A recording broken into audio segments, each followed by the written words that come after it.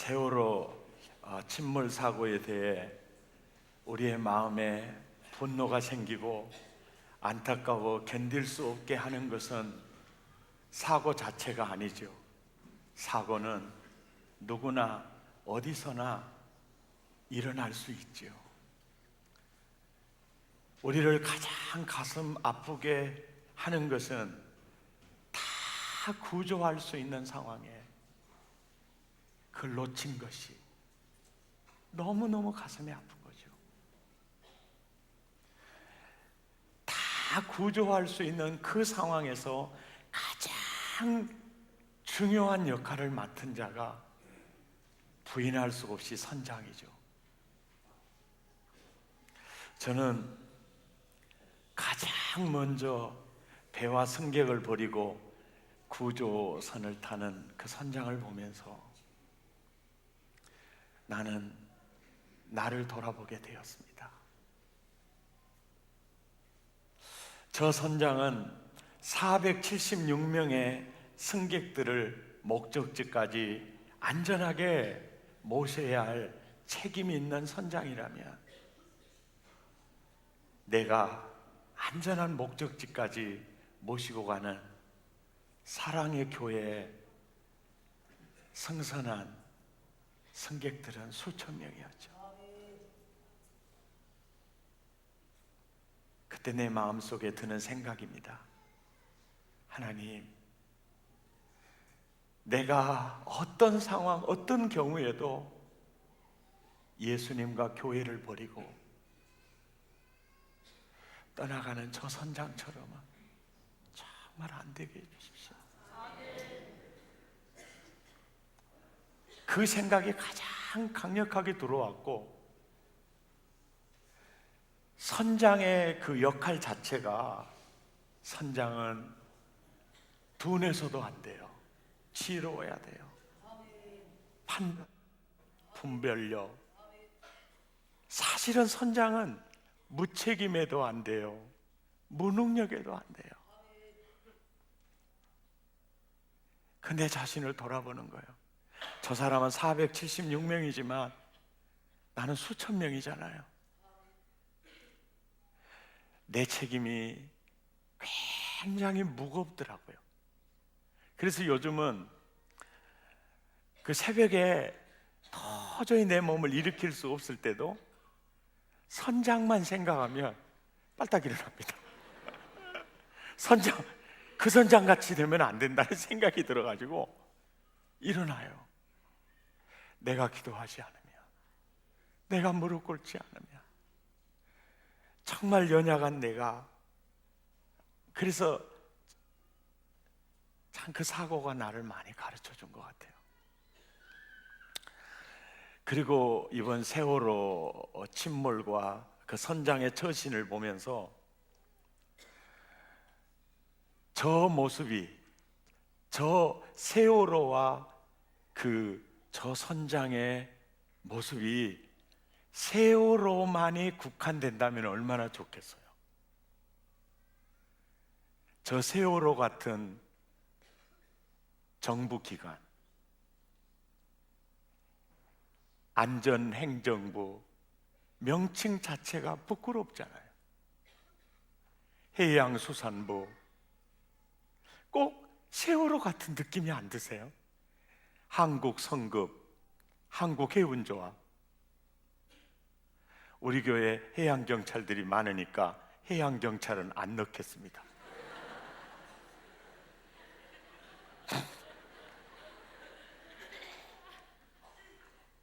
그러나 모든 배의 운항 관리를 지도하고 관리하는 청이 해양경찰청이기 때문에 지금 저렇게 수고한 그들은 정말 박수를 보내지만 너무 무책임하게 운항 관리한,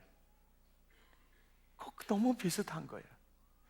그리고 또 정말 가슴 아팠던 게 뭐냐면, 광역시, 이렇게 지방자치단체, 시, 군, 도, 저 세월호 같지 않을까? 단체장들, 저 선장 같은 비슷한 사촌, 형님, 동생들은 없을까? 이 생각이 밀려오는 거예요. 조금 지나면 이제 단체장 선거를 합니다. 여러분, 대통령 후보, 도지사, 시 후보들을 많이 만나서 대화해 보면 부재한 게 철학도 없고 비전도 없고 전략도 없어요. 이 느낌이 그래요. 이 사람이 어떻게 하려고, 만약 이 사람이 되면 어떻게 하려고, 이 나라 어떻게 인도해 가려고. 고 김대중 대통령이 하는 말이 있습니다. 딱 대통령이 되고 보니까 먹먹하더라. 어떻게 해 나갈 줄을 모르겠더라. 그래서 그 지혜로운 분은요, 당시의 여당의 그 경선 후보들을 전부 데려다가 요소요소에 앉힌 거예요. 탕평책으로 참 좋은 모습을 보이는 거예요. 먹먹하더라. 여러분, 이번 지방자치단체장 선거할 때 지방자치단체장들은요, 당 볼 필요 없어요. 예, 국회의원이나 대통령은 당의 지원이 필요한데, 진짜 정말 저 사람이 우리 목포시의 선장이 될 만한가?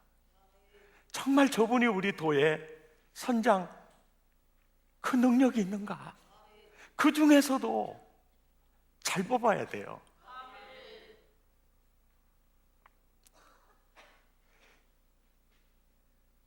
저는 개인적으로요, 정당 공천 반대하는 사람이에요. 저는 개인적으로 시장도 같은 당, 시의원도 같은 당, 전부 거수비 노릇밖에 안 해요. 결국 빚지고 그 감당해야 될 책임은 펴주는 사람들이에요. 우리 전후좌우 인사합시다. 정신 똑바로 차리고 펴줍시다. 정신 똑바로 차리고 펴줍시다. 이번에요, 사실은요, 대한민국 정부도요, 이건희 회장이 이런 말을 한 적이 있어요. 한국 정치는 3류, 한국 행정은 2류, 기업은 1류. 그래갖고 도를 허벌나게 많이 맞았어요.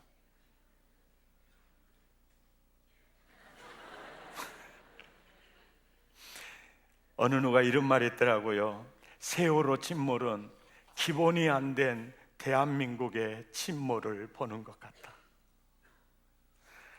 또 어떤 사람은 이런 말을 하더라고요. 우리는 그동안 대한민국이 IT 강국, 조선 강국이라고 알고 있었다.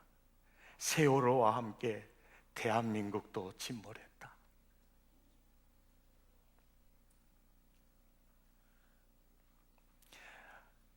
오늘 설교 제목이 선장입니다. 오늘 본문을 함께 보도록 하겠습니다. 함께 읽지요. 시작. 사울의 집과 다윗의 집 사이에 점점 강하여 가고 사울의 집은 점점 약하여 가니라.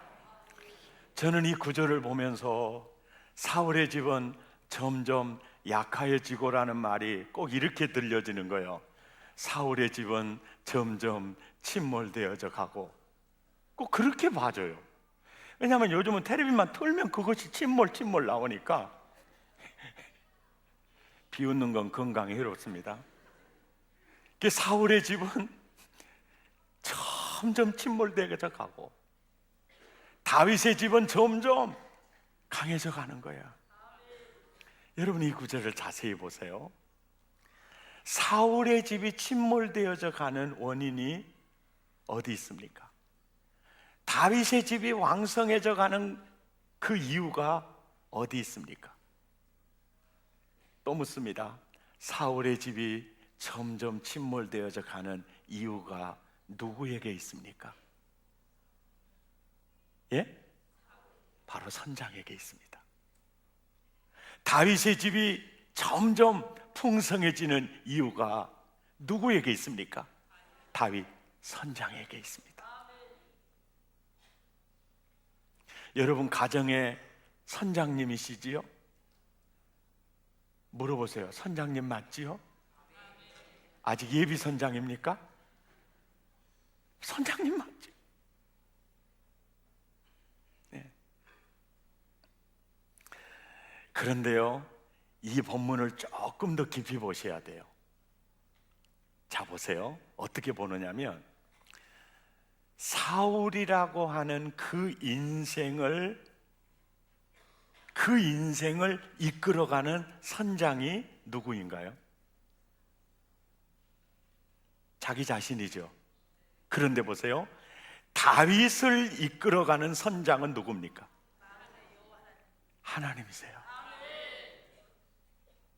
여러분, 내가 내 인생을 이끌어가면 갈수록 약해져요. 예수님이 나의 선장이 되시고 내 인생을 이끌어가면 이렇게 돼요. 바로 그 메시지를 하는 거예요. 사울의 집은 점점 약하여져 가고 다윗의 집은 점점 강하여져 간다. 집의 흥망성쇠는 선장에게 달려 있다. 그런데 그 선장을 이끌어가는 선장이 자기가 되면 침몰되어 가지만 하나님이 되면 왕성해 간다. 이 본문이 말하고 있는 메시지가 바로 그 메시지예요. 오늘 이 자리에 정말 여러분의 인생의 배를 이끌어가는 선장이 여러분 자신입니까? 아니면 예수님입니까? 내가 선장이 되어 내 인생을 이끌어가면 찬송가 345장 같은 그 인생이에요. 우리 한번 불러봐요. 1절은 남자가 2절은 여자가 한번 불러봐요. 캄캄한 밤 사나운 바람 불 때 만경창파 망망한 바다에 외로운 배 한 척이 떠나가니 아 위태하구나 위태하구나. 2절은 비바람이 무섭게 몰아치고 그 성난물 큰 파도 일대에 저 뱃사공 어쩔 줄 몰라 하니 아 가련하구나 가련하구나. 이 사람의 인생의 배의 선장은 누구입니까? 자기 자신이에요. 자기가 주인이 되어 자기가 선장이 되어 자기 인생을 이끌어가면 아 위태하구나 아 가련하구나. 1절은 남자가 불러요.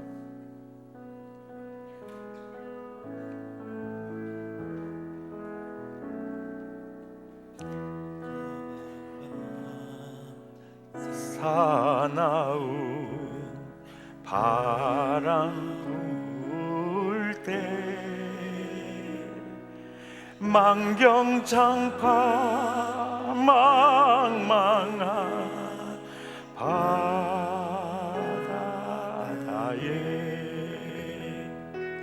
외로운 배 한 척이 떠나가니 아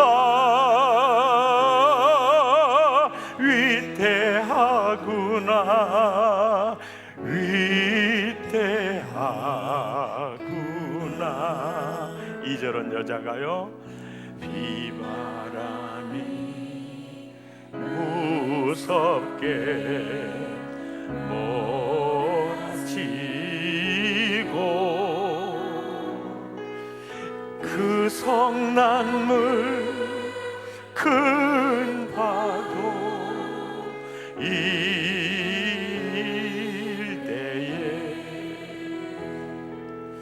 저 배 싸고 어쩔 줄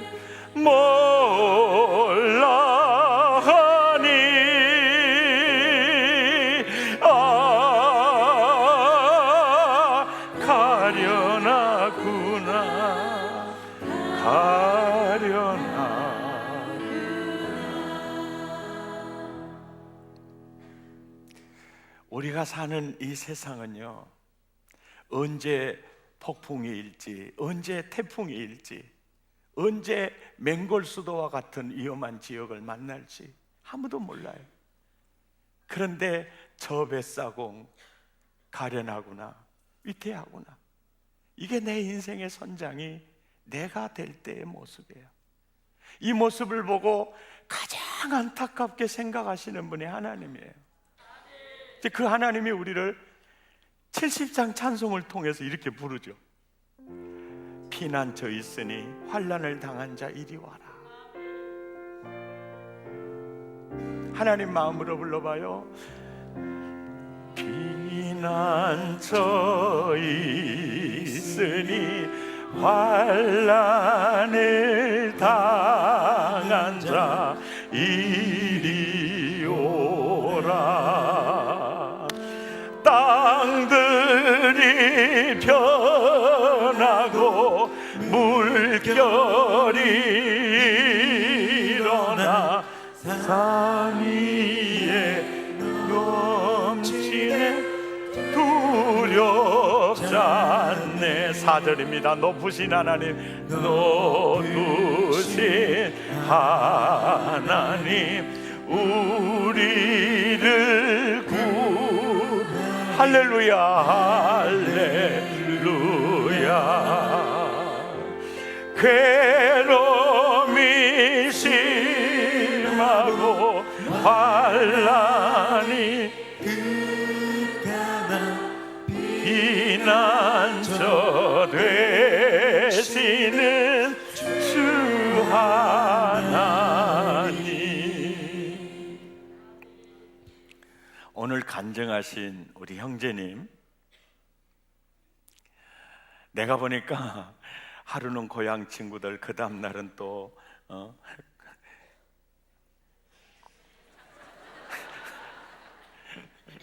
동창 친구들, 그 다음에는 또 회사 친구들, 음주 문화에 또 낚시에 또 오만 가지 감투 또 활동을 많이 하셨는 것 같아.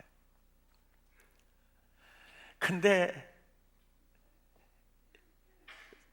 아내와 딸과 사위에 등 떠밀려서 교회에 나왔는데 얼마나 그 아내가 기도를 많이 했겠어요. 수십 년 동안 그 기도가 심어져서 다가오시는 그 예수님을 느꼈죠. 그리고 그분을 만나고 이제 선장이 바뀐 거죠. 그러고 보니까 옛날 그렇게 살았던 게 허송세월이었다는 거죠. 예. 그래서 주님 만나고 몸이 가벼워졌다는데 몇 킬로나 가벼워졌는지 그 표현 자체가 너무 멋지더라고요. 이게 선장, 자, 이전 것은 지나갔으니 보라 새 것이 되었도다. 선장 바뀌면요 완전히 바뀌어요. 그리고 그 선장은 나를 책임져요. 끝까지 책임져요. 마지막까지 책임을 져요. 이 사실을 믿습니까? 그러면 여기서 이제 이런 의문점이 생각이 나는 거예요. 이번 세월호 침몰 사고 중에 크리스찬들도 많이 어려움을 겪었습니다. 그럴 때 여러분 혹시 이런 생각이 들지 않았습니까? 예수님을 선장으로 모시고 살면 안전하다고 하는데 세월호 침몰 사고를 당한 크리스찬들을 보면서 안전하지 않은 것은 아닌가? 침몰 시에 예수를 믿는 사람과 믿지 않는 사람이 다른 게 뭘까? 신앙생활이 주는 유익이 뭐야? 우리가 이런 의심을 가질 수 있죠. 그런데요, 지난주에 제 설교가 왕 노릇이잖아요. 생명 안에서 왕 노릇이지 않습니까? 그런데 이 생명 안에서 왕 노릇을 실질적으로 하게 되는데 그 생명 안에서 어떤 위기 상황에서 사람은요 가장 공포스러운 게 죽음이고요, 더 공포스러운 게 나의 죽음이에요. 그리고 병원 침대에서 죽으나 침몰해서 죽으나 죽음이 임하는 그 자리는요, 다 공포스러운 거예요. 그게 다를 바가 없어요. 그런데 정말 완전히 선장이 바뀐 그 그리스도인들이 똑같이 위험한 상황을 당했지요. 그럴 때 우리는 믿는 자나 믿지 않는 자나 무슨 차이가 있는가, 이게 느껴지겠죠. 그런데 그 차이는 엄청난 차이가 있어요. 사람은 어떻게 죽으나 어디서 죽으나 죽음이 임하는 그 순간은 동일한, 가장 힘겨운 그 순간이에요. 그런데 저는 임종을 하는 많은 분들을 지켜보면서, 자식들은 그렇게 전도를 해도 끝까지 믿지 않고 돌아가시는 분도 있어요. 그래서 신자와 불신자의 임종을 보면 여러분도 느끼셨을 거예요. 임종을 맞이하는 그 모습이요, 완전히 180도 달라요. 여러분, 예수 믿는 사람은 의지가 강해서일까요? No, 아니에요. 생명 안에서 왕노릇하는 게, 이게 내 힘으로 불가능해요. 그래서 우리 주님이 그 임종을 할 때 스데반의 임종뿐만 아니라 너의 임종도 이렇게 전개가 된다, 이거를 사도행전 7장에서 보여주는 거예요. 살기등등한 자들이 돌을 들어서 복음을 전하는 스데반을 향해 돌을 던지는 그 순간에 보좌 우편에 앉아 계신 예수님이 보좌에서 일어나요. 그리고 스데반의 눈이 열려버려요. 스데반아, 내가 널 기다리고 있어. 이 눈이 활짝 열려요. 동시에 이게 이제 하나님의 편재성이에요. 무소부재성입니다. 보좌 우편에 계시면서 동시에 내 안에 계세요. 성령으로 내 안에 계세요. 그 안에 있는 증거가 이거예요. 예수님 십자가에서 저들이 하는 것을 저들이 모릅니다. 저들을 용서해 주십시오. 이거는 자기를 쳐 죽이는 사람에게 내가 할 수 있는 기도가 아니에요. 스데반 안에 누가 있어요? 예수님이 있어요. 예수님이 마음을 평강으로 잡아버려요. 눈이 열려 보좌 우편에 계신 주님을 봐요. 그래서 그 임종의 순간이 천국에 입성하는 놀라운 순간이야. 이 사도행전의 말씀이 그 사건으로 끝난 말씀이 아니에요. 누구나 다 맞게 되는 죽음을 맞이할 때 차별이 없이 스데반처럼 내가 너의 임종을 생명 안에서 왕노릇하도록 이끌어갈 것이다, 이 메시지라는 거예요. 여러분, 제주도의 최초 제주인 가운데 순교자가 이도종 목사님이에요. 그 이도종 목사님은 17살에 이기풍 선교사님을 통해서 예수를 믿고요. 그 다음에 독립운동의 군자금을 마련해서 보내줌으로 김대중 대통령에 의해서 돌아가셨지만은 독립유공자로 선택이 되시는 분이세요. 근데 이분이 35살 1927년도에 평양신학교를 졸업하고 안수를 받아서 최초의 그 제주도 목사가 돼요. 1호 목사입니다. 1938년에 신사참배가 총회에서 결의가 될 때 목사 옷을 벗었어요. 그리고 농사지로 갔습니다. 당시에 조남수 목사님이 이 어려울 때 이 영혼을 생각하면 당신이 농사를 지어야 되겠느냐, 그래서 다시 목회의 길로 끌어들였어요. 그리고 1948년입니다. 이 공산당들의 목표가 그리스도인들이고 목사예요. 그래서 조남수 목사님이 이도종 목사님 신방 다니는 거 좀 자제하고 몸을 좀 숨기십시오. 아무 아랑곳 하지 않고 이렇게 신방을 다니고 전도를 다니다가 오는 길에서 공비들에게 잡힙니다. 그리고 깊은 산속으로 끌고 갔는데 웅덩이가 크게 파져 있어요. 거기다가 부리는 거예요. 느낌이 있어요. 아, 이렇게 해서 생매장을 시키는가 보구나. 여보시오, 나는 목사요, 내 가방 좀 주시오. 가방을 던져주니까 성경 찬송을 딱 꺼내서 찬송 부르고 설교를 하는 거예요. 예수 믿고 천국에서 만납시다. 그리고 자기 호주머니에서 회중시계 하나를 주면서 그 대장한테, 내 당신한테 주는 마지막 선물이요, 주여 저들의 죄를 용서해 주십시오. 기도하고 이제 당신들의 일을 하시오. 그 기도하는 그 모습으로 생매장에 대해서 선교를 하세요. 당시에 거기에 가담했던 그 사람들의 증언을 통해서 묘를 파보니까 기도하는 그 형상대로 운명을 하신 거예요. 이호는 누구냐면 배형규 목사님이에요. 2007년 아프간의 샘물교회에서 단기 선교팀 22명을 이끌고 이제 갔죠. 배형규 목사님이 인솔자예요. 여러분, 탈레반은 유리한 상황에서 협상을 하기 위해서 우리 중에 한둘은 죽일 겁니다. 그것도 선전 효과를 위해서 비디오 촬영을 하면서 총살을 시킬 겁니다. 그 위험한 순간이 오면 제가 앞장서겠습니다.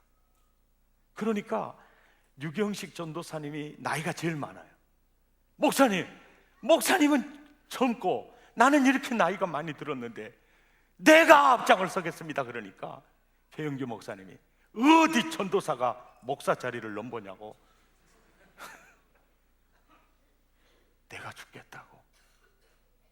그리고 배영규 목사님이 순교를 당합니다. 우리 총신교회의 교수님 박용규 교수님 이런 얘기를 해요. 제주도 1호 목사 이도종 목사님의 순교는 제주 복음화를 위한 순교의 피였고, 저 회교권을 위한 순교의 피가 배영규의 순교의 피였습니다. 근데 여러분 보세요. 누구나 다 죽음에 대한 공포로 떠는데 그들은 떨지 않아요. 의지가 강해서일까요? 아니에요. 그 안에 누가 있어요? 선장이 있어요. 아멘입니까? 아멘. 여러분, 십자가와 부활 사건이 액세서리가 아니에요. 기독교 신앙은요, 관념 취미도 아니에요. 인생을 송두리째 뒤집어요. 그분은 책임을 져요. 아멘. 보네퍼라는 독일 목사가 있습니다. 미국에 유학 중에 히틀러가 어떻게 악질적으로 사람을 죽이는지 히틀러 제거를 위해서 유학 포기하고 독일로 들어와요. 그리고 히틀러 제거를 위해서 뜁니다. 1945년 잡혀요. 사형원도를 받습니다. 히틀러 정권에 의해서 사형원도를 받아요. 4월 8일 부활절 아침에 깜방 안에서 동지들과 예배를 드립니다. 예배가 막 마치고 나니까 육중한 문이 찰커덩하고 열리는 순간 예수 보내포 나오시오. 그럴 때 이렇게 얘기하며, 동지들 평안하시오. 제가 먼저 갑니다. 이 마지막이 영원한 세계의 시작입니다. 예. 아멘입니까? 물속에서 저체온증으로 육신의 장막이 무너졌는지 아니면 물을 너무 많이 마셔서 무너졌는지는 아무도 모릅니다. 그를 정말로 사랑했던 아버지도, 그를 놔줬던 엄마도 그 현장에 같이 있을 수는 없습니다. 그러나 그의 선장 되신 예수님은 그 현장에서 스데반과 동일하게 능히 감당하게 하셨어요. 이것이 복음입니다. 이게 복음이에요. 그 선장처럼 배와 승객을 버리지 않습니다. 자기 백성을 사랑하시되 끝까지 사랑하시니라. 실제로 있었던 사실입니다. 미식 축구 선수인데 항상 벤치에 앉아서 벤치를 지키는 2군 선수입니다. 자기 팀이 너무나 많이 지고 있어요. 그런데 마음이 끓어오릅니다. 감독을 찾아가요. 감독님, 저를 출전을 시켜주십시오. 근데 2군 기대도 하나도 없는데 이미 이번 진게임은 진게임이다 싶어가지고 그래 나가라고 그랬어요. 와, 종횡뮤직 동에서 번쩍 서에서 번쩍을 하는데 저 선수가 언제 저렇게 돼? 놀란 거예요. 그런데 어떻게 한 골 넣어버리는 거예요. 그래가지고 그 팀에 이제 승리로 이끕니다. 감독이 물었어요. 당신은 어쩐 일이냐? 예, 저의 아버지는 장님이셨습니다.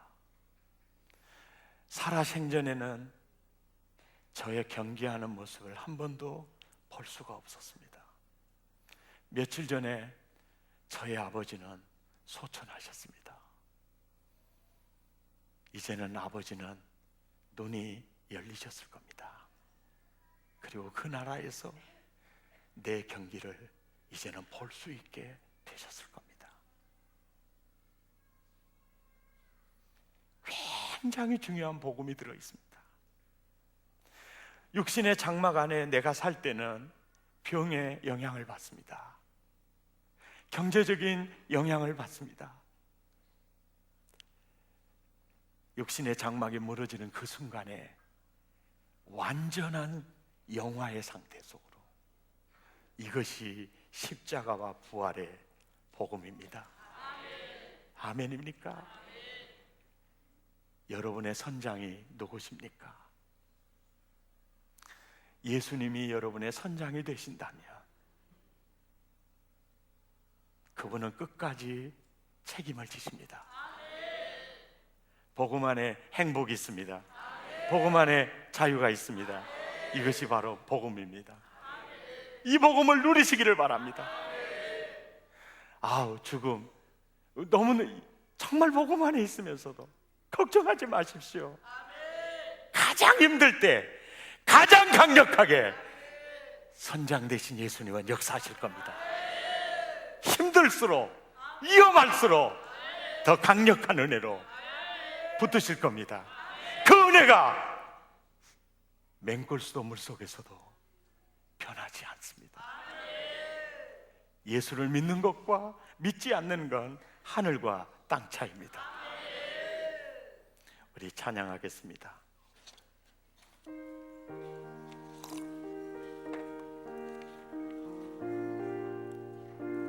큰 물결이 설레는, 큰 물결이 설레는 어둠 바다, 저 등대에 물빛도 희미한데 이 둥랑에 배저항에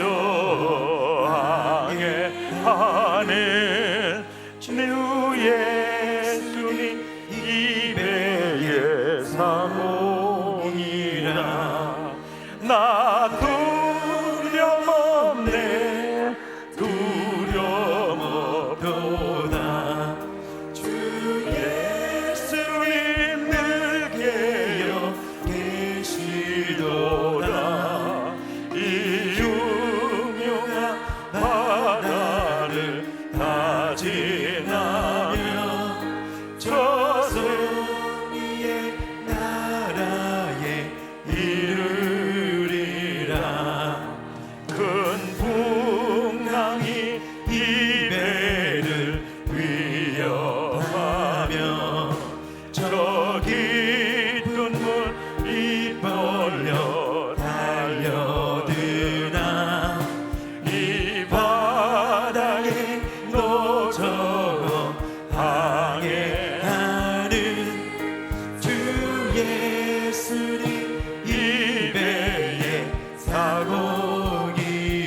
두려움 없네. 나 두려움 없도다. 주 예수님 늘 깨어 계시도다. 이 흉흉한 바다를 다 지나면 저 승리의 나라에 이르리라. 큰 소리로 물결을 명하시면 이 바다는 고요히 잠자리라. 소동령을 밝아올 때 주와 함께 일 건너가. 나 두려움 없네. 나 두려움 없도다. 주 예수님 늘 깨어 계시도다. 이 흉흉한 바다를 다 지나면 아멘. 저 승리의 나라에 이르리라. 우리 결단의 기도 드리겠습니다. 사람의 듣는 소리 중에 가장 우리를 불안하게 하는 소식은 죽음에 대한 얘기일 것입니다. 정말로 나의 선장이 예수님이시라면 아무 걱정할 필요가 없습니다. 생명 안에서 왕노릇하도록 이끌어 가시는 분이 내가 아니고 내 안에 나의 목자가 되시고 나의 선장이 되신 예수 그리스도이시기 때문입니다. 스데반의 임종을 하나님 예수님이 어떻게 그 임종의 순간을 감당하게 하시는지, 바로 그 모습이 나의 모습이 될 것입니다.